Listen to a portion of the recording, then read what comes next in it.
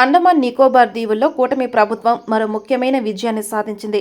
దక్షిణ అండమాన్లోని Shri Vijayapuram municipal council చైర్పర్సన్గా తెలుగుదేశం పార్టీకి చెందిన ఎస్ షాహుల్ హమీద్ ఎన్నికయ్యారు. ఆయన టీడీపీ, బీజేపీ కూటమి అభ్యర్థిగా పోటీ చేశారు. గురువారం జరిగిన ఎన్నికల్లో మొత్తం 24 ఓట్లకు గాను 15 ఓట్లు సాధించిన షమీద్ సిట్టింగ్ చైర్పర్సన్ కాంగ్రెస్ అభ్యర్థి సుదీప్ రాయ్ శర్మను ఓడించారు. ఈ విజయంతో అండమాన్ నికోబార్ దీవుల్లో టీడీపీ గెలుచుకున్న రెండవ పట్టణంగా శ్రీ విజయపురం నిలిచింది. గతంలో port Blair municipal corporation chairperson పదవిని టీడీపీ మహిళా కార్పొరేటర్ సెల్వి కైవసం చేసుకున్న సంగతి తెలిసిందే. టీడీపీ జాతీయ ఉపాధ్యక్షుడు, అండమాన్ ఇన్ఛార్జ్ వి మాధవనాయుడు శ్రీ విజయపురంలోని ఉండే ఎన్నికల సన్నాహాలను పర్యవేక్షించారు. ఈ విజయం టీడీపీ, బీజేపీ కూటమిపై ప్రజల నమ్మకానికి నిదర్శనమని అండమాన్ నికోబార్ దీవుల టీడీపీ అధ్యక్షుడు ఎన్ మాణిక్యరావు యాదవ్ అన్నారు. హమీద్ ఎన్నికపై టీడీపీ అధినేత ముఖ్యమంత్రి చంద్రబాబు నాయుడు హర్షం వ్యక్తం చేశారు. రాష్ట్రంతో సంబంధం లేకుండా ప్రజా సంక్షేమమే ఎజెండాగా టీడీపీ పనిచేస్తుందని ఆయన పేర్కొన్నారు. ఈ విజయాన్ని అందించిన అండమాన్ ప్రజలకు ఆయన ఒక ప్రకటనలో ధన్యవాదాలు తెలియజేశారు.